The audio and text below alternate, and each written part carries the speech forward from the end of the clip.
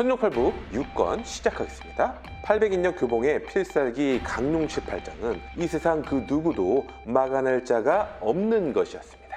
단 한 번의 공격으로 4대 정로와 정건청은 전의를 완전 상실해버렸습니다. 교봉은 개방의 방주인 자신에게 반역을 꾀했다곤 하나 이들 또한 형제처럼 지내온 터 불필요한 희생은 없길 바랬습니다. 그럼에도 4대 정로들은 이 모든 게 개방을 위한 행동이었다고? 교봉은 이제 생각보다 큰 내막이 있을 것 같다는 느낌이 들었습니다. 정건청이라는 자는 한술 더 떠 개방의 2인자인 부방주 마대원의 사망사건을 교봉이 사주했다고 확신한다 했죠. 교봉은 떳떳했기에 전혀 개의치 않고 우선 쓰러져 있는 4대 정로를 일으켜주며 말했습니다.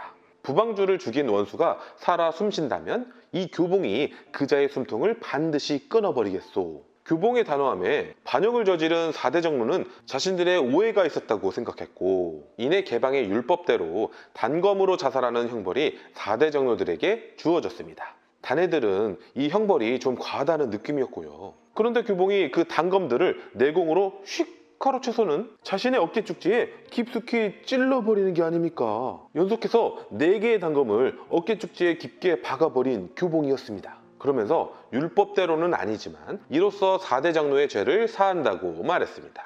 이 자리에 있는 모든 사람들은 교봉의 강직함과 아량에 전율이 일었으며 4대 정로는 절로 감격의 눈물을 흘렸습니다. 하지만 정건청이라는 자만큼은 용서해 줄 수가 없었습니다. 그런데 정건청이 하는 말이 안타깝도다. 오랑캐의 손에 개방과 송나라가 넘어가게 생겼구나 했습니다. 저자가 뭐라는 거지? 이때 여러 명의 노인들이 한꺼번에 나타나는데 그중 300인력 단파가 교봉의 어깨 축지에 박힌 단검을 신속하게 빼주었고 300인력 담공이 어깨 축지 상처에 금착약을 발라주었습니다. 또 300인력의 조존손이라는 노인의 성격은 촐랑대는 부분이 있었고요. 개방의 서장로와 이번에 사망한 부방주의 아내인 마부인도 다가왔습니다. 특히 마부인은 요염했고 몸짓 하나마다 야함이 묻어났습니다. 그때 마부인은 품속에서 무언가를 꺼냈습니다. 둥글고 말랑말랑한 거 말고요. 그냥 편지 하나를 말이죠. 편지는 개방의 전임방주인 왕검통이 쓴 것이었고 지강스님이라는 노인이 이 편지의 사연을 얘기하기 시작했습니다. 30년 전 안문관이라는 송나라와 요나라의 국경지대에서 벌어진 일이었지. 요나라의 오랑캐 놈들이 송나라로 쳐들어온다는 소리에 우리 강호인들은 통솔자 형님의 지시대로 안문관으로 갔고 나라에 존폐가 걸렸기에 비겁함도 따질 필요 없이 몸을 숨기고 기습공격으로 단숨에 거란 놈들을 주살하려 했어. 그런데 나타난 거란족은 그냥 평범한 부부였고 심지어 갓난아기를 안고 있었지. 그럼에도 거란족은 사람은 물론이고 개나 소조차도 좋은 종자가 없었기에 우리는 다 같이 살수를 펼쳤어. 그런데 그 거란 남자는 너무나 막강했고 우린 초조함을 느낀 나머지 거란 여자한테마저 살수를 날렸어. 그 거란 여자의 팔이 잘려나갔고 그 바람에 안고 있던 아기도 땅바닥에 내팽겨졌고 말이야.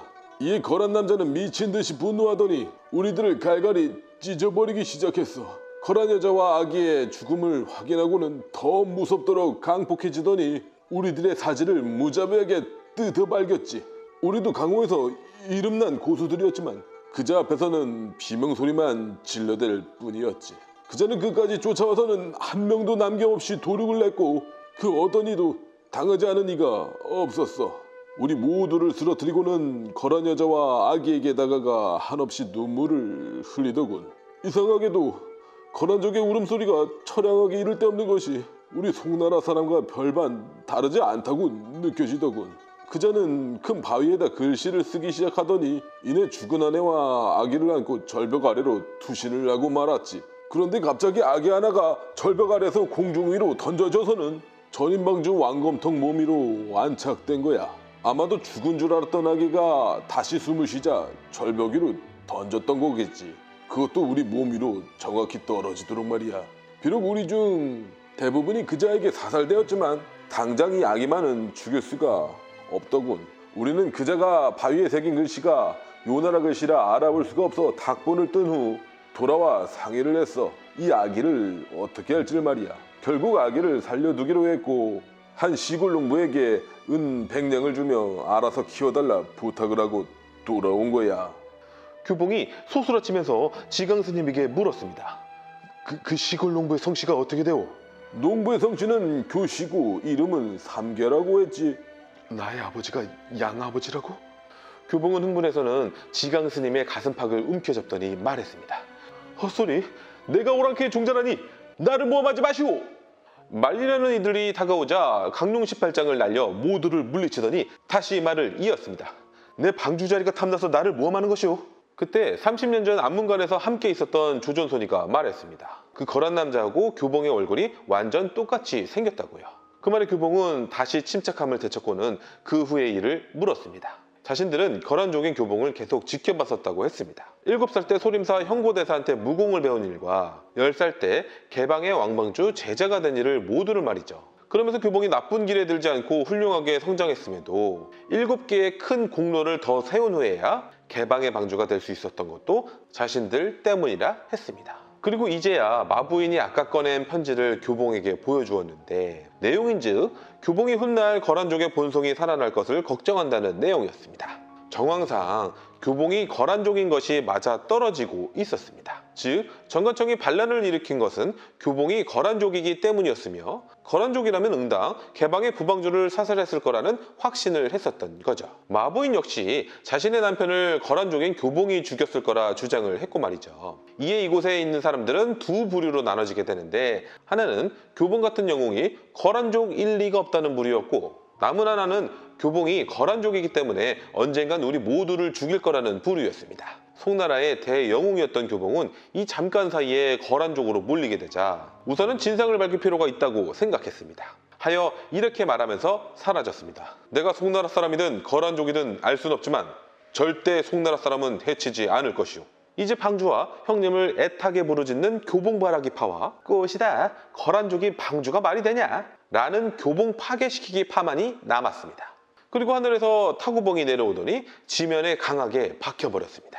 이 말인즉 더 이상 개방의 방주 자리를 맡지 않겠다는 교봉의 뜻이었죠. 그렇게 교봉 사건이 마무리되었고 모두들 해산하려고 할 때였습니다. 사대학인 서비랑, 남해학신, 운중학 이렇게 3명이 나타났습니다. 또 서하국의 일품당의 당주란 자도 함께 말이죠. 서하국은 대리국처럼 또 하나의 국가였으며 일품당은 서하국의 고수들만 모여있는 하나의 문파였습니다. 그 일품당의 당주라는 자는 얼마나 강하다는 것일까요? 어란 200인여 개방의 장로 한 명한테 망신이나 당하는 허접이었습니다. 저는 이런 허접의 등장으로 이번 편이 끝나면 어쩌나 했습니다. 이렇게 천룡팔보 6권이 끝났습니다. 천룡팔보 7권 시작하겠습니다. 이 세상 모든 무공에 통달했다는 것은 상대방의 무공을 깨트릴 파해법도 알고 있다는 것이었습니다. 바로 왕원이 말이죠. 사대학인과 일품당이 편을 먹고 개방을 공격해 왔지만 왕원이 싸울 때마다 파해법을 알려주니 원래 불리하거나 비등했던 싸움도 일방적인 승전보만 울리게 되었습니다. 이처럼 왕원이 계속 옆에서 파해법을 알려주기만 한다면 저 같은 쩌리 강호인도 무공을 몇 배나 뻥튀기 시킬 수 있는 거였습니다.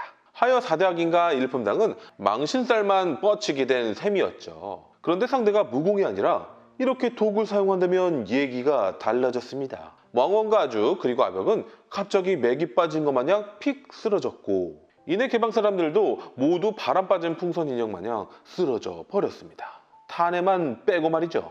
우린 이권에서 단해가 망주고압을 삼킨 일을 알고 있습니다. 즉 단해는 모든 독의 면역자였습니다. 단해는 오로지 왕원 바락이었으니 다른 사람들은 뒷전으로 하고 왕원만을 안아들고는 그냥 내달렸습니다. 능파미벌을 보유한 단해는 이미 교봉과의 경공술에서 비긴 바도 있던 터인데 그 누가 잡을 수 있겠습니까? 마침 적들이 타고 온 말까지 발견했으니 이젠 살았다고 생각했습니다. 그나저나 아주와 아벽을 그냥 버려둔 채 와버렸으니 한참을 달려 한 농가를 발견하고는 이곳에 몸을 숨기기로 했습니다. 일품당이 사용한 비소청풍이라는 독은 무생무미라 감지할 수가 없었고 중독되면 온몸의 힘이 전부 빠져버리는 효과가 있었습니다. 이렇게 잠시라도 안정을 찾으려던 차에 그새 왕원을 쫓아온 일품당 15명의 무사들이었습니다. 이들이 왕원을 쫓는 이유는 무공을 통달한 왕원을 서하국으로 데려가기 위해서였죠. 그런데 이제부터 탄해와 왕원의 환상적인 콤비가 탄생되는 순간이었으니 15명의 무사들도 30인력씩의 고수들이었지만 왕원이 무사들의 약점을 알려주며 공격하러 지시했고 손끝에 육맥신검이 탑재된 단해가 그대로 공격을 하니 무사들은 픽픽 죽어나가기 시작했습니다. 즉 왕원은 이론을, 단해는 실행을 이렇게 분업화에 성공한 것이었죠. 이대로라면 이 콤비를 당해낼 자가 없을 것만 같았습니다. 삽시간에 무사들 모두가 자신의 손에 의해 시체로 변하게 된 것을 본 단해는 미안함과 죄책감에 괴로움이 밀려왔습니다. 그런데 그때 또 한 명의 서하국 무사가 나타났으니 평범한 무사 복장이었지만 이자에게는 매서운 포스가 느껴졌습니다. 단해는 더는 살인을 하고 싶지도 않았고 좀 전의 일도 전부 뽀록이라고 생각하고 있던 터라 이 무사에게 좀 봐달라고 사정을 했습니다. 그게 통할 리가 없었습니다. 심지어 이 무사는 무공도 고강했지만 쓰는 무공도 너무나 변칙적이라 왕원조차 아무런 도움을 줄 수가 없었습니다. 단해의 능파미모마저 단해의 발에 시체가 걸리게 하는 방식으로 파괴시켜버렸고요. 다행히 죽기 직전마다 육맥신검이 발휘되어 목숨을 연명할 수 있었지만 이제는 심리전도 뛰어나서 왕원을 공격하는 척을 한 뒤 그대로 단해에게 일격을 날려 쓰러뜨렸습니다.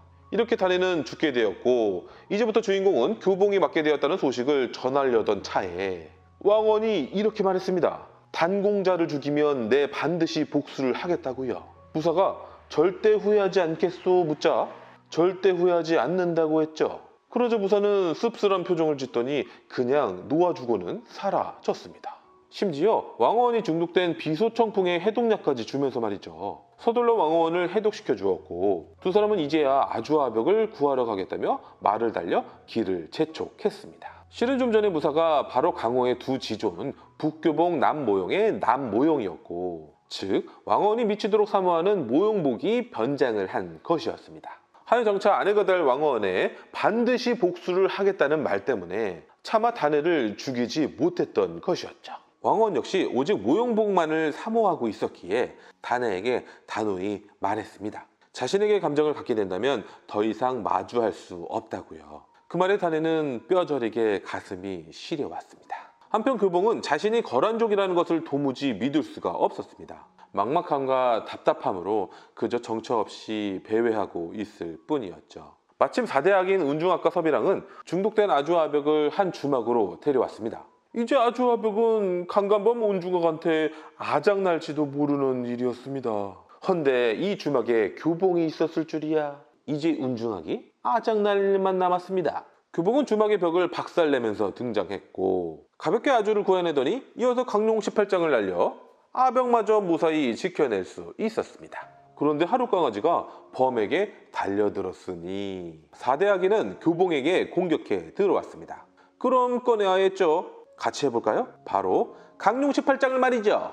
그렇게 서비랑의 골수가 터져버릴 순간 서비랑은 안고 있던 아기를 방패 삼아 불쑥 내밀었습니다. 이런 서비랑은 극악의 절정이 분명하지만 나름의 사정이 있는 캐릭터입니다. 때문에 잠시 교봉의 공격을 주춤하게는 만들었습니다.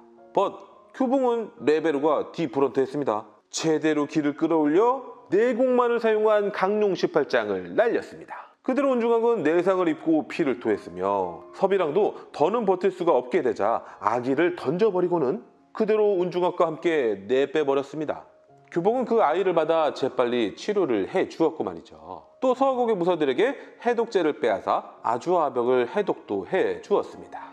아주가 개방 사람들도 우리들처럼 모두 독에 중독되어 포로가 된 상황이라 말하자 좀 전까지 거란족이라며 갈시하던 그 개방 사람들을 위해 앞뒤 안 가리고 무작정 구출하러 떠나는 교봉이었습니다. 한 사찰에 포박되어 잡혀있는 이 개방 모질이들 그리고 개방 포로들을 서하국으로 이송해가는 통솔자로 남해학신과 일품당 당주도 있었고요. 그때 순찰병이 보고를 올렸습니다. 교봉과 모용복이 이곳으로 오고 있다고요. 무슨 일이죠? 강호의 두 지존 북교봉과 남모용이 동시에 등장하고 말았습니다. 이 둘이 찾아온 이유는 분명 개방 포로들 때문일 터. 일품당 당주는 우선 눈치껏 행동할 생각으로 인사를 건넸습니다. 그에 비해 무식한데 힘만 센 남해학신은 다짜고짜 모용복에게 말했죠. 너의 두전성이 무공이 남의 무공을 따라할 수 있다고. 라고요. 또 그럼 단해라는 내 사부의 능파미보도 따라할 수 있겠네. 라고 했습니다. 하여 남해학신의 공격을 모용복이 단해의 능파미보를 따라해서 피할 수 있는지를 확인해보게 되었습니다. 한치의 오차도 없이 무용복은 단해만큼이나 능파묘부를 잘 사용했습니다. 이로써 무용복은 명성대로 왜 남모용인지를 확실히 보여주게 된 셈이었고, 이제 개방 사람들을 풀어달라 요청해볼 참이었습니다. 그런데 남해학 씨는 굳이 교봉에게마저 실력을 확인해보겠다며 덤벼들었습니다. 그런데 이 공격은 원래의 계획을 파토나게 만드는 것이었습니다. 실은 교봉은 아주가 변장한 것이었고, 모용복은 단해가 변장을 한 것이었습니다. 단해와 왕화원은 좀 전에 주막에서 아주와 아벽을 만날 수 있었고, 교봉이 다른 곳으로 개방 사람들을 구출하러 갔다는 소리에 자신들이 변장해서 대신 구해주는 계획이었습니다. 하여 모용복으로 변장한 단해가 본인의 주특기 능파비보를 보여주는 것까지는 계획에 맞아 떨어졌지만, 남의 악신이 멍청한 자가 교봉한테 마저 테스트해볼 줄은 몰랐던 거죠. 그렇게 계획이 망쳐져 버린 위기의 순간, 갑자기 남의 악신이 철푸덕 쓰러져 버렸고 교봉도 그대로 주저앉고 말았습니다. 이는 일품당의 모든 사람들도 마찬가지였고요. 단해만 빼고 말이죠. 누군가 다시 또 비수총풍의 독을 사용했기 때문이었습니다. 다행히 단해의 품속엔 왕언을 해독시켜줬을 때의 해독제가 있었고, 교봉으로 변장한 아주를 먼저 해독시킨 후에 서둘러 개방 사람들도 모두 해독시켜 주었습니다. 개방 사람들은 교봉으로 변장한 아주에게 역시 개방의 방주는 교봉뿐이라며 방주 자리를 다시 맡아달라고까지 했습니다.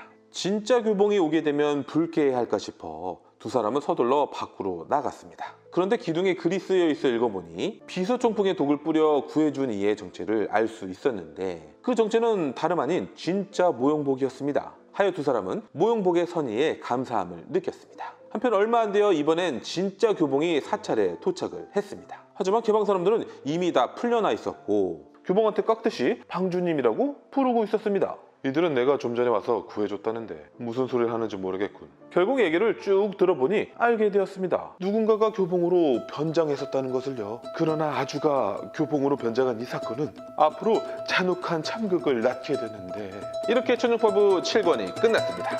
천년팔부 8권 시작하겠습니다.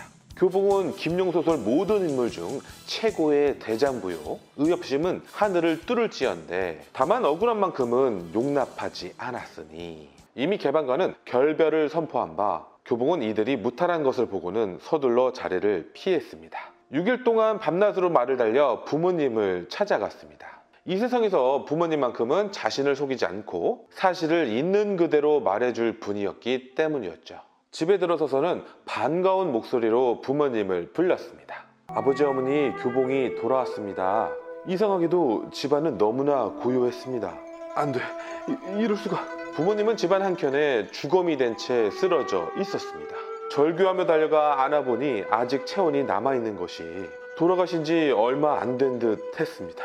이 흉수가 부모님에게 장령을 날려 늑골을 아작낸 것을 보자 더 비통했고 반드시 흉수를 찾아 찢어박이겠다 맹세를 했습니다. 그때 집으로 찾아온 4명의 소림사 스님들이었습니다. 그런데 그들은 교봉에게 금수보다 못하다면서 어찌 부모를 살해까지 하냐는 거였습니다. 교봉은 왜 내가 죽인 거라 말씀하시냐고 대답했지만 다짜고짜 교봉을 공격해오는 스님들이었습니다.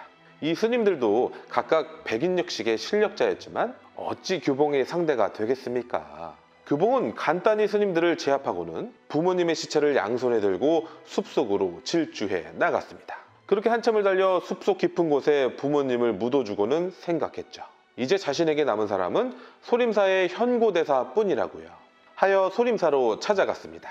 괜한 소동을 일으키고 싶지 않아 몰래 숨어들기로 하였고요. 조심히 현고대사의 방에 들어가서는 말했습니다. 사부님, 교봉이 10년 만에 인사를 드리옵니다. 현고대사가 어서 오너라 하며 교봉의 얼굴을 올려봤는데 갑자기 큰 충격을 받더니 그대로 피를 토하며 기경이 전부 끊어져 사망해버렸습니다. 교봉은 너무 놀라 그저 사부님만을 애초롭게 불러댔습니다. 마침 현고대사의 수발스님이 들어와 이 광경을 보고는 외쳤습니다. 현고대사님을 죽인 자가 또 나타났다라고요. 교봉은 생각했죠. 나보고 살인범이라고? 흉수가 나랑 닮은 것인가? 교봉은 우선 몰려드는 스님들을 피해 다른 사당으로 이동을 해야 했습니다. 이 사당에는 큰 불상이 많아 불상 뒤로 몸을 숨길 수가 있었고요. 그때 마침 서열을 낮은 스님들이 사당 안으로 들어왔는데 그중 한 스님이 다른 스님들 모두의 혈도를 짚어 쓰러뜨리는 게 아닌가요? 그러더니 비밀장치를 작동해서 열고는 그 안에서 무언가를 훔쳐 품속에 집어 넣었습니다. 또 다른 스님들이 이 사당 안으로 몰려 들어왔고, 이 도둑질을 한 스님은 급하게 불상 뒤로 숨으려 했는데 그 불상에는 이미 교봉이 숨어있던 터라 즉시 교봉은 그 도둑 스님의 혈도를 짚어 제압했습니다. 그리고는 일단 계속 숨어서 지켜보기로 했죠. 계속해서 이 사당 안으로 소림사의 가장 높은 서열의 스님들도 들어왔습니다. 그들은 400인력 현자, 400인력 현난, 400인력 현적 스님이었으며 이 중 현자 스님은 소림사의 방장이기도 했습니다. 그런데 서열 높은 스님들은 고수 중에 고수였으니 불상 뒤에 숨은 사람의 인기척을 느낄 수가 있었고, 이내 불상 뒤로 몸을 날려 공격해 들어왔습니다. 이 바람에 교봉도 발각되고 말았고요. 교봉은 싸우고 싶지 않아 도둑 스님을 한 손에 든 채 그저 피하고만 있었습니다. 그때 수발 스님이 교봉을 가리키며 또다시 형고대설을 죽인 자가 저자입니다 라고 했습니다. 교봉은 말도 안 되는 소리라고 했지만 이제 고수 스님들은 교봉을 놓아줄 생각이 전혀 없게 되었습니다. 하여 무섭게 공격을 날리기 시작했습니다. 교봉은 억울했지만 그렇다고 해서 사부님인 현고대사와 같은 학렬의 스님들을 공격할 수도 없었습니다. 스님들의 공격은 더 거칠어갔고 결국 본인들의 최고의 무공까지 꺼내들었으니 마냥 도망치기가 쉽지만은 않게 되었습니다. 심지어 한 손에는 도둑스님까지 들고 있었으니까요. 결국 강룡 18장을 날려야 했고 서로들의 최고의 장력이 정면으로 맞받아치게 되자 반발력이 생겨 반대쪽으로 튕겨나갈 수 있게 되었으니 이제 도망치기에 더 유리한 위치가 된 셈이었죠. 하여 그대로 속도를 높여 소림사에서 빠져나올 수 있었습니다. 한참을 달려 잡아온 도둑스님을 놓아주었는데 기절했는지 땅바닥에 쓰러져 버렸습니다. 그런데 자세히 보니 얼굴에 가면을 쓰고 있었고 그 가면을 벗겨보니 뭐야, 아주이지 뭡니까? 아주소조 어떻게 된 것이오? 라고 물어도 곧 의식을 잃어버렸으니 교봉이 생각해보니 소림사의 최대 장력이 자신에겐 별 문제가 아니었지만 교봉에게 잡혀있던 아주에게는 치명적인 부상을 입히게 된 것이었죠. 교봉은 아주의 이름 정도만 알 뿐 조금의 인연도 없었습니다. 하지만 어찌 보면 자신 때문에 아주가 부상을 당한 것이었고 또 전혀 모르는 소녀라도 분명 최선을 다했을 교봉이기도 했습니다. 여건방에 눕히고 상태를 보니 아주의 내경이 전부 손상되어 매우 심각한 상태였습니다. 잠시 의식을 찾았다가도 수시로 사경을 헤매이는 지경이었고 교봉이 우무한 내공이 있었기에 망정이었지 웬만한 내공을 불어넣어서는 채 1시간도 생존할 수 없는 거의 반죽음 상태였습니다. 아주가 죽음의 문턱에서 덜컥 겁이 났는지 교봉을 부여잡고 살려달라고 애초롭게 부르짖으니 또다시 의협심이 크게 일어났고 반드시 아주의 목숨을 살리겠노라 다짐까지 하게 되었습니다. 늦은 밤 여관 밖에서 강호인들의 대화를 우연히 엿듣게 됐는데 마침 치현장이라는 곳에 설신이가 와 있다지 뭡니까? 설신이는 천룡팔부내에서 신적인 의료수를 가진 자였습니다. 또 설신이가 치현장에 와 있는 이유는 영웅대첩이 열리기 때문이라고 했고 이 영웅대첩은 부모와 사부를 살해한 거란족 교봉을 처리하기 위한 일종의 작전회의 모임이었습니다. 교봉은 그저 의협심 때문에 아주를 치료해줄 작정이었지만 어느덧 억울함에 분노가 차올라 버렸습니다. 거란족이라서 부모와 사부를 죽였다는 누명을 써야 했고 심지어 거란족인지도 확실치도 않은 상태였습니다. 하여 이들에게 말했습니다. 이 교봉이 직접 영웅대첩에 찾아가겠다고 말이죠. 100여 명의 강호인들이 영웅대첩에 맞춰 취현장에 모여들었습니다. 소림사에 400인력씩 현적 현난 스님들도 있었고 300인력씩의 단파, 담공, 조존손이도 와 있었습니다. 막 200인력씩의 개방 장로들도 도착했고요. 그 밖에 강호인들도 나름의 명성이 있는 100인력씩의 고수들이었습니다. 그리고 드디어 교봉이 취현장의 모습을 비추었습니다. 이 세상 누가 적진의 한복판으로 보란듯이 찾아오겠습니까? 이는 오로지 교봉만이 가진 기백 때문이라 할 수 있었습니다. 교봉에게는 명분도 있었습니다. 하여 예를 갖춰 설신이에게 아주의 치료를 부탁한다 했습니다. 설신이가 아주의 성씨를 물었고 그제야 교봉도 아주의 성씨가 완씨인 것을 알았습니다. 이는 아주와는 아무런 인연도 없는 사이지만 의협심 때문에 이곳에 찾아온 의도를 잘 보여준 셈이라 할 수 있었습니다. 설신이가 아주를 진맥하더니 이 병은 자신만이 고칠 수 있다고 했습니다. 하지만 치료해주지는 않겠다고 했죠. 이유는 교봉은 부모와 사부를 죽인 강호의 아기이기 때문이라고요. 교봉은 말했습니다. 그럼 나 하나만 증오하면 될 터 어찌 나와 전혀 상관없는 이 여인까지 연루시키냐고요. 그러면서 다시 억울했던 감정이 솟아올라 말을 이었습니다. 나와 같이 이 술을 마신 자와는 과거의 인연을 모두 끊겠습니다. 나를 죽이려고 공격해도 원망하지 않겠소라고요. 군웅들은 벌떼같이 줄을 서기 시작했고 그중 첫 번째로 나서서 술을 마신 사람은 증오의 눈빛으로 가득 찬 마부인이었습니다. 이어서 개방의 장로들도 절교주를 마셨고 이런 말들을 했습니다. 공과 사는 구분해야 하기에 어쩔 수 없다고요. 거란족은 송나라의 적이라 제거하지 않을 수 없다고 말이죠. 그렇게 50대접이나 절교주를 마신 교봉은 식기가 오르기 시작했습니다. 저도 강우인으로서 이제 다음 순서에서 줄을 서고 있었는데 제 앞에 강우인이 교봉과 술을 마시면서 이렇게 말했습니다. 교가야, 거란족이라 부모와 사부를 죽인 것이더냐? 라고요. 그 말에 교봉은 그자를 덥석 잡아서 그대로 공중으로 멀리 던져버렸습니다. 이로써 취현장의 대난투극의 서막이 열리게 되었으니 참고로 저는 바짝 졸아서 뒷간으로 숨어버리고 말았습니다. 교봉의 성공으로 싸움이 시작됐습니다. 교봉은 손에 잡히는 대로 아무나 패고 던지고 했으니 순식간에 취현장은 아수라장이 됐고 크게 다치는 이들도 생겨났습니다. 300인력 조선소니가 빈틈을 노려 무서운 장력을 날렸지만 되려 교봉에게 얻어맞고 말았고 400인력 소림사 현적과 현난도 공격을 해봤지만 교봉이 전력으로 받아치자 무공의 차이만 확인시켜준 셈이었습니다. 강호인들 전부가 이제 동시에 달려드니 이제부터 교봉의 취현장 100대1 전투가 시작된 것이었습니다. 그럼에도 그 누구도 교봉에게 공격을 적중시킨 자는 없었고 오히려 얻어맞아 크고 작은 부상만 얻고 있었습니다. 이제 개방의 장로들도 한꺼번에 살수를 펼쳐왔습니다. 교봉은 그간 개방 사람들은 일부러 피해줬는데 이렇게 공격을 해올 줄이야. 또 취현장의 주인인 유씨 쌍운 형제들도 방패를 무기 삼아 공격해 왔습니다. 이에 교봉은 무시무시한 장력으로 유씨 형제들의 방패를 빼앗아 버렸죠. 그런데 방패를 뺏긴 것이 수치스럽다며 자살을 해버리는 게 아니겠습니까? 이렇게 첫 사상자가 나오자 교봉은 취기가 사라지더니 이들에게 미안했고 또 이 싸움에 후회도 밀려왔습니다. 그럼에도 군웅들은 전혀 늦추지 않고 무자비하게 달려들었습니다. 심지어 어떤 이는 아주를 먼저 해치우려고 했습니다.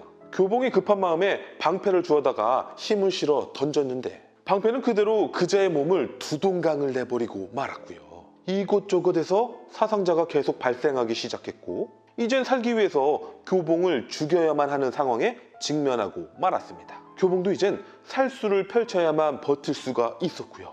군웅들은 교봉의 손에 걸리는 족족 처참하게 살해당해 나갔습니다. 좀 전부터 아주를 안고 싸우고 있었지만 그러지 않았다고 하더라도 교봉은 직감하고 있었습니다. 곧 자신의 힘이 다 떨어질 것이라는 것을요. 이제 교봉이 살 길은 취현장에서 빠져나오는 수밖에 없었습니다. 이를 막고자 더 거세게 덤벼드는 군웅들이었고요. 계속해서 끝도 없이 달려들자 교봉의 부상들이 계속 쌓여갔으니 이때를 노려 필살기로 공격해오는 군웅들. 교봉은 본능적으로 깨닫고 있었습니다. 이제는 도망가는 것조차 불가능하다는 것을요. 교봉이 사력을 다한다면 십수명의 사람들을 더 데려갈 순 있었지만 이미 충분히 살인을 저지른 바 오히려 죽어간 군웅들에게 사죄를 하고 싶을 뿐이었습니다. 교봉이 싸울 의지를 잃었다는 것을 알아채고는 맹렬히 공격해 오는데 정녕 이대로 교봉은 목숨을 잃게 되는 것인가. 그때 지붕 위에서 채찍이 하나 날아와서는 교봉을 감아주더니 그대로 들어올려 빼내주는 게 아니겠습니까? 취현장 밖으로 말이죠. 밖으로? 밖으로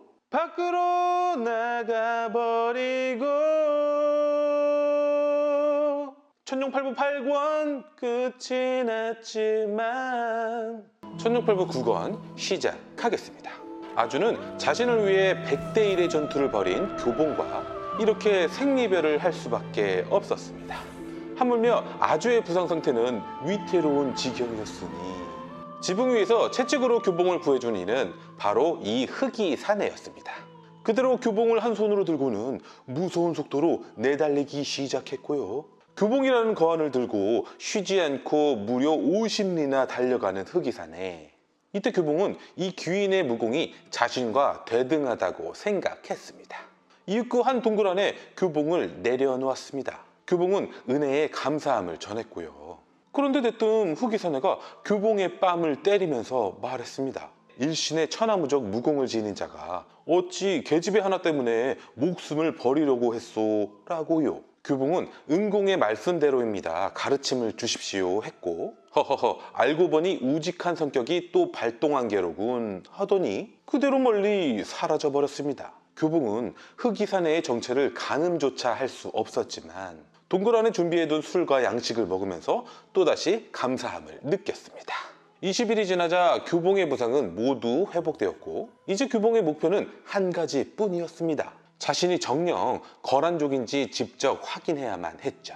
하여 안문관에 갔더니 바위에 새겨진 글씨를 누군가 이미 다 지운 상태였고 이에 다시 억누르지 못하는 분노가 솟아올라 그대로 바위를 맨손으로 후려쳐대니 바위 덩어리가 우수수 부서지고 있었습니다. 그때 한 여인의 소리가 들려왔죠. 교오라버니 더 때리게 되면 산이 무너질 거예요 라고요. 그 여인은 바로 아주였습니다. 아주는 너무 반가운 나머지 교봉에게 달려가 끌어안기까지 했습니다. 교봉이 아주의 진맥을 짚어보니 부상에서 완쾌된 상태였죠. 하여 절로 설신이의 실력에 다시 한번 감탄을 했습니다. 아주가 취현장에서 있던 일을 간략하게 설명하자면 흑이사내에게 교봉이 구출된 후부터 군웅들은 아주에게 교봉이 어디로 숨었는지를 대라고 했고 그러려면 아주를 부상에서 살려내야 했습니다. 치유가 완료되자 아주는 변장수를 써서 취현장에서 빠져나온 것이었습니다. 그리고 교봉이 언젠가는 안문관에 올 거라고 생각했기에 아주는 이곳에서 닷새 동안 교봉을 기다리고 있었던 것이었죠. 그때 한 무리의 송나라 간병들이 거란족 포로를 약탈해 돌아왔습니다. 하여 숨어서 지켜보고 있었는데 이 간병들의 흉악성은 가히 듣도 보도 못한 지경이었습니다. 울고 있는 갓난아기를 땅바닥에 내동댕이 쳐서는 말을 달려 아기를 밟아 죽이고 있지 뭡니까? 이를 본 거란족 포로가 대들자 그대로 칼로 난도질까지 했습니다. 더는 참을 수가 없었던 교봉은 나는 듯 달려나가 관병들 모두를 죽여버렸습니다. 그리고 나서 포로들을 바라보니 포로들 가슴팍에 이리머리 모양의 문신이 있었습니다. 교봉은 그 문신을 보고는 크게 충격을 받고 말았습니다. 교봉 역시 이리머리 문신이 있었기 때문이었죠. 이젠 확실히 알게 되었습니다. 교봉은 거란족이 분명했던 것이었죠. 충격을 받은 교봉은 다가오는 아주에게 말했습니다. 일시적인 의협심으로 널 구해준 것뿐이었으니 이젠 가보라고 말이죠. 아주는 저를 버리고 가신다면 산골짜기 아래로 뛰어내리겠다고 했고요. 그러면서 당신은 거란족의 대영웅이에요. 저를 대영웅의 포로라고 생각해 주세요. 또 거란족 중에도 송나라 사람보다 좋은 사람은 있어요. 저 간병들을 보셨잖아요. 라고 했습니다. 이에 교봉은 맞았소. 난 이제 내가 거란족인 것이 더는 수치스럽다고 생각하지 않겠소. 그리고 나의 친부모님은 송나라 사람에게 살해되셨소. 그 원수를 갚지 않을 수가 없구려. 이 피 맺힌 원한을 어찌 있겠소 하며 결의를 다졌습니다. 하여 교봉과 아주는 30년 전 안문관에서 벌어진 참극에 주동자 행방을 찾아 동행하게 되었습니다. 첫 번째로는 개방의 서장로였습니다. 그런데 서장로가 갑자기 사망해버렸고 또다시 범인으로 교봉이 지목되고 말았습니다. 억울했지만 교봉은 다음 사람을 찾아가야 했습니다. 그들은 단파라는 노부인과 조존손이라는 노인이었습니다. 이때 교봉은 이목을 끌지 않도록 아주가 변장을 해준 상태였고 이들을 찾아가 혈도를 짚어 제압하고는 잠시 자리를 비웠는데 돌아보니 이미 죽어있지 뭡니까? 이는 누군가가 교봉이 30년 전 사건의 내막을 알지 못하게 함이었죠. 이제 방해하는 그 누군가보다 더 빨라야만 다음 사람을 만나 진실을 알아낼 수 있었습니다. 하여 쉬지 않고 말을 달렸고 다행히 다음 대상인 지광대사를 만날 수가 있었습니다. 지광대사는 교봉이 찾아오자 30년 전 바위에서 탁본을 뜬 문서를 주며 말했습니다. 교봉의 진짜 성씨는 소가라고요.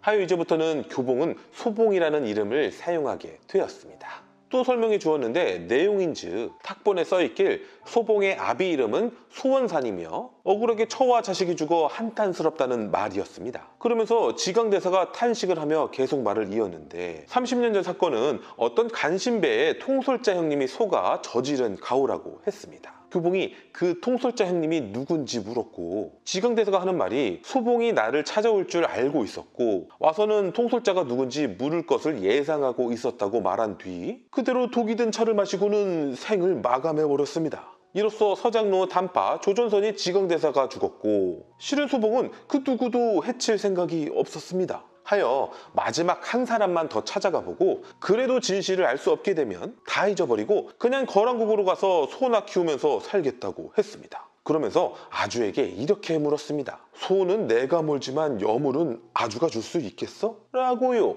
아주는 얼굴이 붉어지면서 그러겠다고 대답했습니다. 두 사람은 이로써 어엿한 부부가 되기로 약속한 것이었죠. 소봉에게 아주란 거란족이 되어 모든 것을 잃어버린 상황에서 유일한 벗이자 또한 전부였으며 아주에게 소봉이란 목숨 걸고 자신을 지켜준 최고의 남자였으니 비록 소를 키워야 하는 고난한 삶을 살더라도 두 사람이 같이 있을 수만 있다면 그 어떤 순간보다 행복할 것만 같았습니다. 하여 마지막 사람을 찾아갔습니다. 그 사람은 바로 마부인이었습니다. 마부인은 소봉을 극도로 증오하고 있었기에 아주가 개방장로 백세경으로 변장하여 만나보기로 했습니다. 변장한 아주가 통솔자 형님이 누구인지 묻자 마부인은 생뚱맞게 하늘의 둥근 달 어쩌고 하면서 이상한 말들을 했습니다. 다행히 아주가 재치 있어 잘 넘어갔고요. 그러더니 마부인이 시원하게 통솔자 형님이 누구인지 말해주었습니다. 바로 태리국직 남왕 탄종순이라고 말이죠. 소봉은 이번에도 실패하면 복수를 포기하려 했었는데 정말 큰 월척을 낚은 셈이었습니다. 그나저나 단종수는 대리국 초고수 중 한 명이었고 단해가 사용한 육맥신검을 생각해보니 자칫 소봉 자신이 죽을지도 모른다는 생각이 들었습니다. 이 당시 소봉은 단종순이 단해의 아버지인 줄 몰랐습니다. 소봉이 걱정하는 모습을 본 아주가 선물 하나를 품속에서 꺼내주었습니다. 바로 역근경이라는 서책이었는데 이는 소림사 최고의 무공비법서였습니다. 실은 아주가 도둑스님으로 변장해서 훔친 것이 바로 이 역근경이었습니다. 원래 모형복을 주려고 훔친 것이었는데 이제는 당연히 소봉에게 주는 게 맞다고 생각했죠. 하여 들뜬 마음으로 역근경을 펼쳐보았는데 젠장 구불구불한 글씨체인 법문으로만 쓰여있지 뭡니까. 당체 알아볼 수가 없어서 일단 소봉이 품속에 넣어두고는 대리국을 향해 발을 떼기 시작했습니다.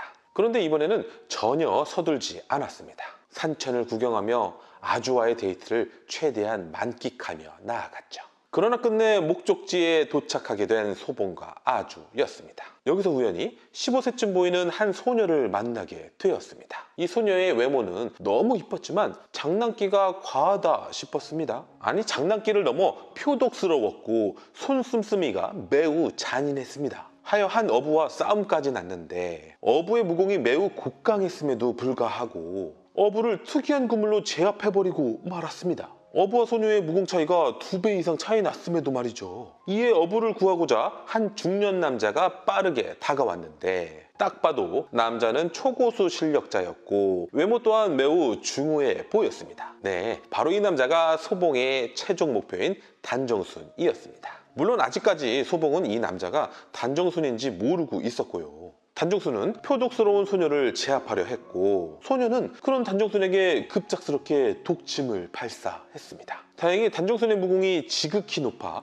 간신히 막을 수는 있었지만 이 소녀의 행동은 볼수록 독살스럽기 그지 없었습니다. 단정순이 혼내줄 작정으로 이 소녀를 물에 빠뜨렸고 이 소녀는 물속에 가라앉고는 계속해서 물 밖으로 나오지 않는 거였습니다. 이에 단정순은 안절부절 못하고 있었고 그때 나타난 단정순의 또 다른 애인 원성죽이 무슨 일이냐며 가까이 왔습니다. 지금까지 단정순의 여인은 본처 도백봉, 애인 진홍면, 간보보, 원성죽입니다.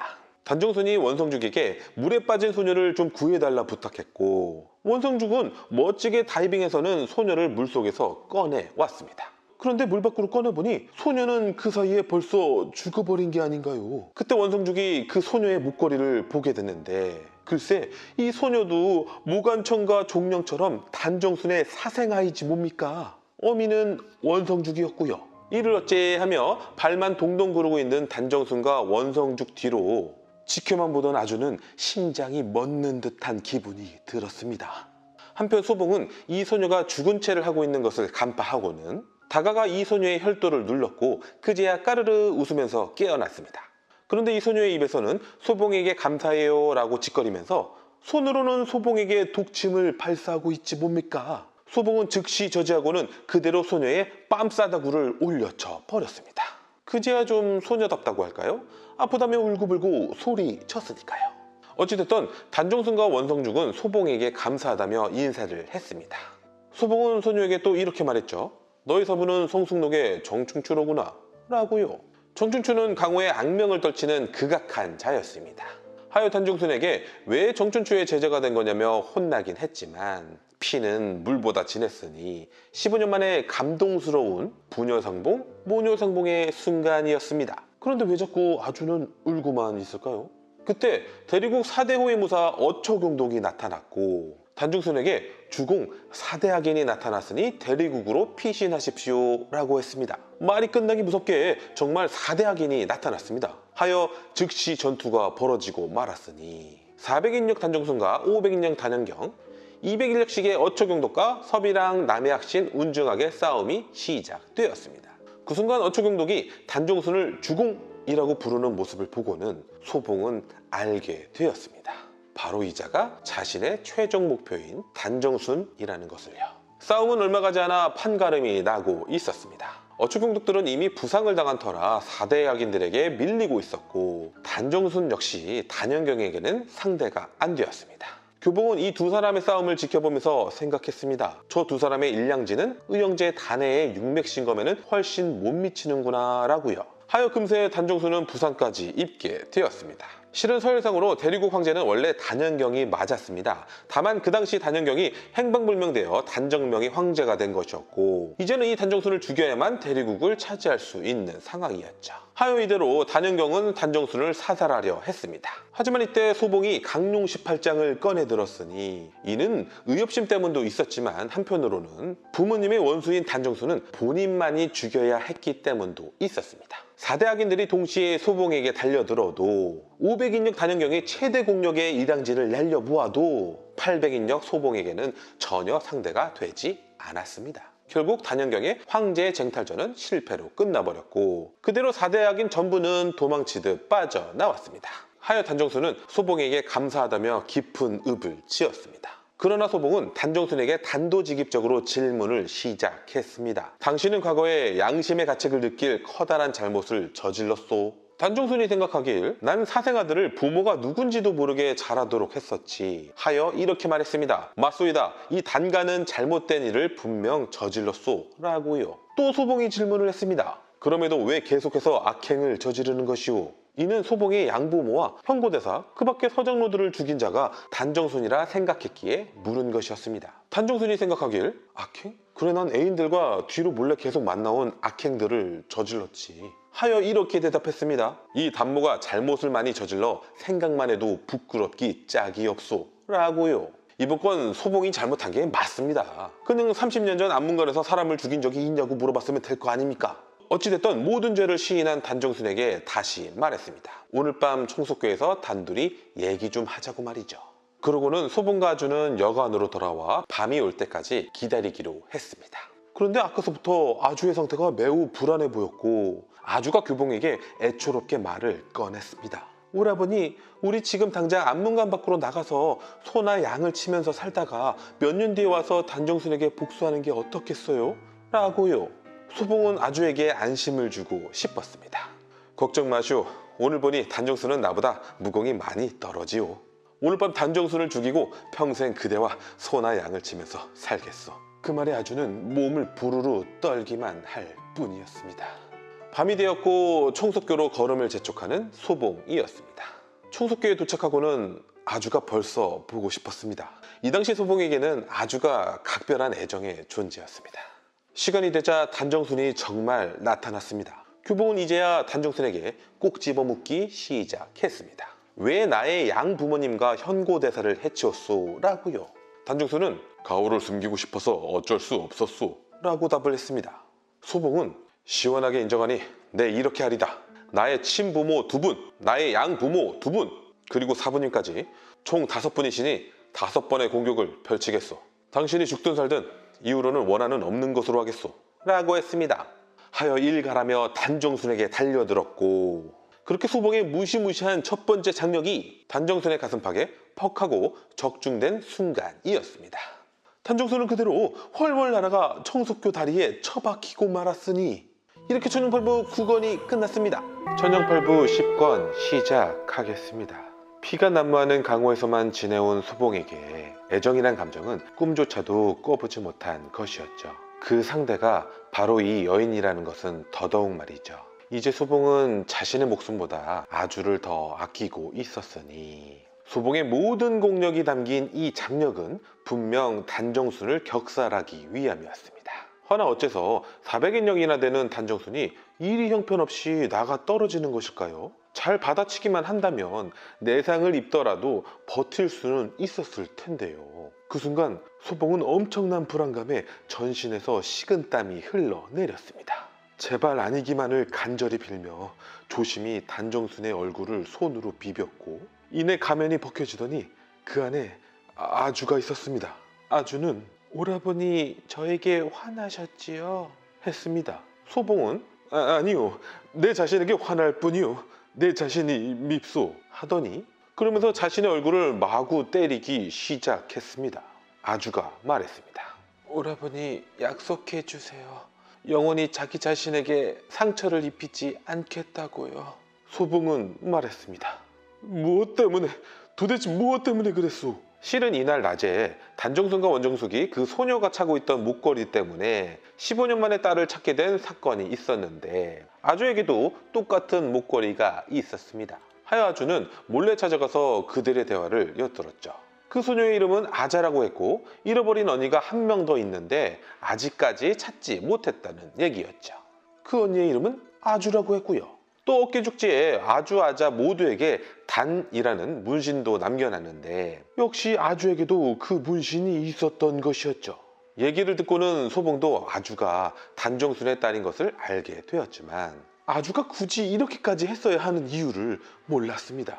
하여 아주가 말하길 자신을 봐서 단정순을 용서해달라고 하면 앞으로 자신을 온전히 사랑해주지 않을 것 같았고 또 단정순을 그냥 멀리 도망시키는 방법도 시간이 좀 더 걸릴 뿐 결국 실행될 것이었기에 그렇게 단정순이 죽고 나면 대리국에서 육맥신검을 쓸 수 있는 자가 소봉에게 복수를 해올 거라 생각했다고 했습니다. 하여 자신만 이렇게 희생하게 되면 소봉과 단정순 모두가 무사할 거라고 생각했던 거였습니다. 이때 아주의 상태는 모든 내장이 갈갈이 찢겨져서 내공을 아무리 불어넣어도 또 설신이가 당장 치료를 해주더라도 그 어떤 가망이 없는 상태였습니다. 마지막으로 아주가 한 가지 청이 있다고 하자 소봉은 한 가지가 아니라 100가지, 1000가지라도 응낙하겠다고 했습니다. 하여 아주는 아자가 나쁜 길로 갈 것 같아 걱정된다며 잘 돌봐달라는 말을 했습니다.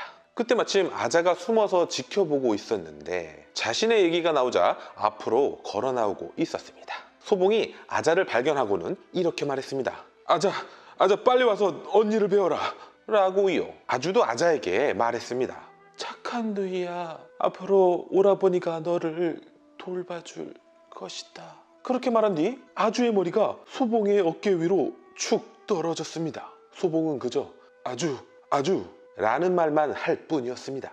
아자가 그런 소봉에게 당신이 우리 언니를 때려 죽였군요 라고 했고 소봉은 맞다며 빨리 나를 죽여 언니의 원수를 갚으라고 부르짖었습니다. 아자는 그런 소봉의 모습이 너무 무서워 그대로 도망치고 말았고요.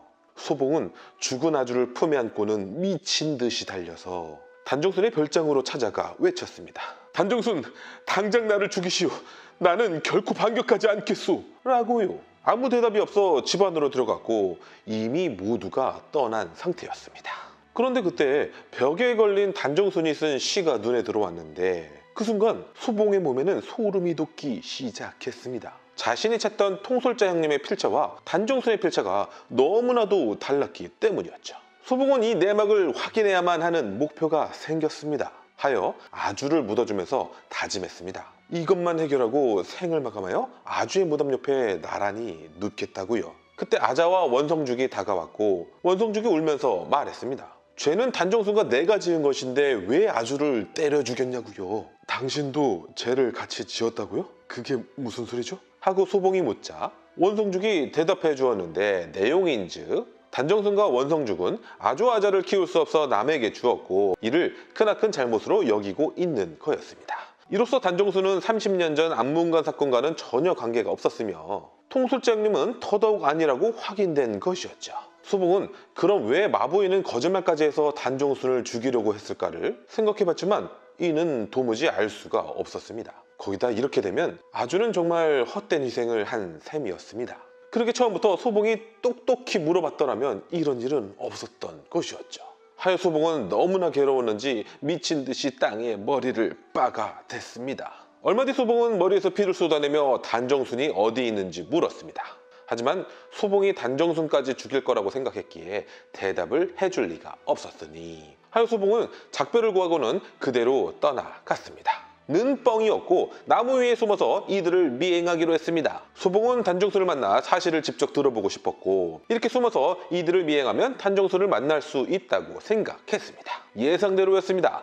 원성주가 아자가 찾아간 곳에는 단정순이 있었고 또 다른 여인과 한참 미래 중이었습니다. 아마도 원성주가 아자는 이 여인을 죽여 단정순을 되찾아올 심산이었겠죠. 그런데 그 여인은 바로 마부인이지 뭡니까? 소봉은 우선 원성주가 아자의 혈도를 짚고는 좀 더 단정순과 마부인을 지켜보기로 했습니다. 그때 단정순이 사지의 모든 기운이 빠지더니 풀썩 쓰러져 버렸습니다. 마부인은 이를 보며 내 독에 중독되었군요 라고 했고요. 실은 마부인도 단정순의 많은 여인 중 한 명이었는데 결국 단정순을 독차지할 수 없다는 것을 깨닫자 그냥 죽여버릴 마음으로 이렇게 독을 사용한 것이었습니다. 하여 마부인은 독에 당해 꼼짝 못하는 단정순의 어깨 쪽지를 이빨로 물어서 살 한 조각을 뜯어냈습니다. 매우 잔인했지만 이렇게 한 점 한 점 뜯어내서 죽이려면 오래 걸리긴 했죠. 그때 개방의 장로 백세경이 문을 열고 들어와 말했습니다. 그렇게 해서 언제 죽이겠냐고 말이죠. 알고 보니 백세경은 마부인의 기둥서방이라 할 수 있었습니다. 하여 백세경은 자기가 직접 죽일 심산으로 단정순에게 무서운 장력을 날리게 되었습니다. 소봉은 아주를 봐서라도 단정순이 죽기 직전에는 살려주려 했는데 그때 다시 문이 열리더니 흑이사내가 나타나 백세경을 공격해 왔습니다. 이 흑이사내의 무공은 너무나 곡강해서 백세경은 즉시 목이 움켜잡혔고 그대로 목뼈가 부서져서는 죽어버리고 말았습니다. 그리고는 흑이사내는 그냥 문 밖으로 빠져나가 버렸습니다. 소봉은 우선 원성주가 아자의 혈도만 풀어줘도 단정순은 안전할 거라 생각돼서 혈도를 풀어주었고 이내 흑이사내를 쫓아가기 시작했습니다. 소봉은 이 흑이사내가 취현장에서도 자신을 구했었고 이번에는 단정순을 구해주었기에 이 흑이사내에게 마음을 전하고 싶었습니다. 헌데 흑이사내는 이렇게 말했습니다. 그대는 더 이상 나를 쫓아오지 마시오 라고요. 그 말에 소봉은 애석했지만 발걸음을 멈출 수밖에 없었습니다. 하여 소봉은 다시 단정순이 있는 곳으로 돌아왔습니다. 그런데 돌아와 보니 단정순은 대리국 4대5의 무사들이 데려간 상태였고 마부인만이 홀로 나자빠져 있는 상태였습니다. 마침 마부인이 소봉을 보고는 자신을 빨리 죽여달라고 했습니다. 이때 칼로 난도질된 마부인의 얼굴은 징그럽기 그지없는 상태였습니다. 마부인은 소봉이 자신을 혐오스럽게 쳐다보자 이 모든 게 소봉 탓이라며 독살스러운 욕과 함께 얘기를 시작했습니다. 자신이 개방의 부방주와 결혼해서 개방에 입성한 첫날부터 개방의 모든 남정네들은 자신만 보면 침을 질질 흘리고 있었다고 했고 유일하게 소봉만이 눈길을 한번 안 주었기에 악독한 기질이 일어나 그때부터 소봉을 붕괴시키고자 했습니다. 어느 날 우연히 소봉이 거란족인 것을 알게 되었고 이를 꼬투리 잡아 소봉을 무너뜨리려면 백세경이라는 자와 전관청이라는 자가 필요했기에 하여 그들과 매일 그 짓거리를 하게 됐다고 했습니다. 그런데 백세경이 언젠가 통솔자 형님이 누군지를 물었고 혹시나 해서 그동안 백세경과 나누던 야한 농담을 던져봤는데 전혀 모르고 있자 그때 누군가가 백세경으로 변장한 것임을 알 수 있었다며 하여 이참에 단정순이 해침을 당하면 좋겠다는 생각으로 통솔자 형님은 단정순이라고 거짓말을 했다고 했습니다. 그러면서 갑자기 소봉 보고 안아달라고 하는 마부인이었습니다. 안아주면 통솔자 형님이 누군지 알려주겠다고 말이죠. 소봉은 이 악녀 때문에 사랑하는 아주를 잃었고 지금 당장 짓이겨 죽여도 성에 차지 않았지만 통솔자 형님을 알고 있는 유일한 사람이었기에 안아주려 천천히 다가갔습니다. 그때 뒤에서 아자가 나타나더니 형부는 우리 언니를 벌써 잊은 거예요? 라고 했습니다. 그러더니 거울을 가져와서 마부인에게 비추며 너 같은 몰골을 형부가 안아줄 거라 생각한 거야? 라며 조롱을 해댔습니다. 마부인은 그제야 자신의 얼굴 상태를 확인한 것이었는데 만신창이가 된 것을 보자 큰 충격에 빠졌고 이내 숨이 멎어 죽어버리고 말았습니다. 소봉 입장에서는 아자 때문에 통솔자 형님이 이제 누군지 영원히 알 수 없게 된 것이었죠. 하여 버럭 아자에게 화를 냈더니 아자는 언니처럼 저도 때려 죽이세요 이러고 있었습니다. 이때 소봉은 다시 뺨 싸다구가 마려웠지만 아주의 부탁을 떠올리며 꾹꾹 눌러 참았습니다. 문제는 이제 소봉에게는 아무런 목표가 남아있지 않았다는 것이죠. 누군지도 알 수 없는 통솔자 형님에게 복수도 할 수 없었고 아주가 떠났으니 삶의 의욕도 없었습니다. 그런데 아자가 계속 따라오며 귀찮게 하는 거였습니다. 그냥 좀 꺼져달라 말했지만 형부랑 강호에서 돌아다니면서 쌈질이나 하며 살겠다고 계속 쫓아왔습니다. 소봉이 직설적으로 넌 너무 악랄하여 같이 다니기 싫다고 말해도 아주를 들먹이며 소봉의 가슴을 계속 후벼 파대는 아자였습니다. 소봉은 하는 수 없이 엄청난 경공수를 사용해서 멀리 떠나버렸습니다. 그러자 기다렸다는 듯이 나타난 이들이 있었으니 바로 성숙록의 정충추의 제자들이었고 아자를 잡으러 온 것이었습니다. 아자도 그 제자 중 한 명이었지만 서열도 또 무공도 제일 떨어졌기에 이들에게 결국 잡히고 말았습니다. 그러자 소봉이 나타났습니다. 차마 아주의 마지막 청을 지키지 않을 수가 없었던 것이었죠. 그럼 쳐맞아야했습니다. 아자목까지 쳐서 말이죠. 이때 이 성숙록의 제자들의 무공은 150인력이었으며 대사제는 250인력이었습니다. 참고로 아자는 100인력이었습니다. 그럼에도 이들은 소봉에게 야식거리도 못되었습니다. 하여 흠씬 두들겨 패버리고는 유유히 떠나버리는 소봉이었습니다. 아자는 그런 소봉을 계속 쫓아다녔고요. 이때 소봉은 성숙록의 사람들에게 혐오감을 느꼈고 아자도 그들과 같아 보였기에 진심으로 가달라고 하자 아자는 크게 상심해서는 제가 그렇게 싫으신가요? 하며 울기 시작했습니다. 소봉은 울거나 말거나 아자라는 소악마에게 학을 뗐기에 그냥 가고 있었는데 아자가 눈밭에 파묻혀서는 일어나지 않는 거였습니다. 분명 또 죽은 채를 하는 것을 알고 있으면서 오랫동안 눈밭에 누워있다 보면 언젠가 죽게 되는 법 어쩔 수 없이 다가가 일으켜 줄 수밖에 없었습니다. 그런데 아자가 일어나서는 소봉에게 얼굴을 디밀어 왔고 이내 아자는 입술에서 훅 하며 독침을 발사하는 게 아닌가요? 창절간에 이처럼 가까운 거리에서는 그 누구도 피할 수가 없는 거였습니다. 소봉은 본능적으로 한평생 공력을 모은 장력을 날렸고 다행히 장풍으로 독침을 튕겨낼 수 있었습니다.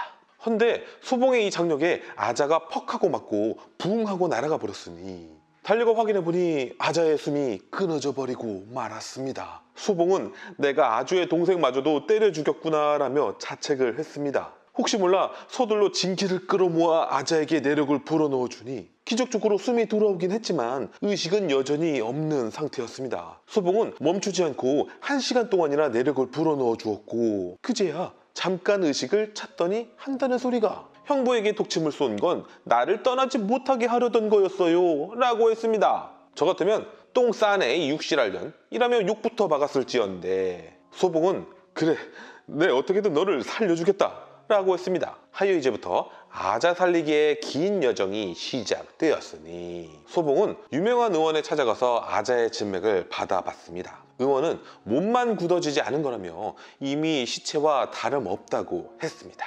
소봉도 알고 있었던 거지만 이렇게 포기할 순 없었습니다. 마침 비싼 인삼이 있다고 하여 사다가 데려서 먹여보았습니다. 그런데 놀랍게도 인삼을 복용한 후에는 잠시지만 간혹 의식을 찾는 게 아닌가요? 이거다 싶었습니다. 하여 인삼을 전부 사다가 복용시켰습니다. 헌데 얼마 안 돼요? 이 말의 인삼은 모두 동이 났으니 그리하여 소봉은 아자를 품속에 안은 채 길을 떠났습니다. 최고급 인삼이 난다는 북쪽 끝 장백산으로 말이죠. 이렇게 천년팔부 10건이 끝났습니다.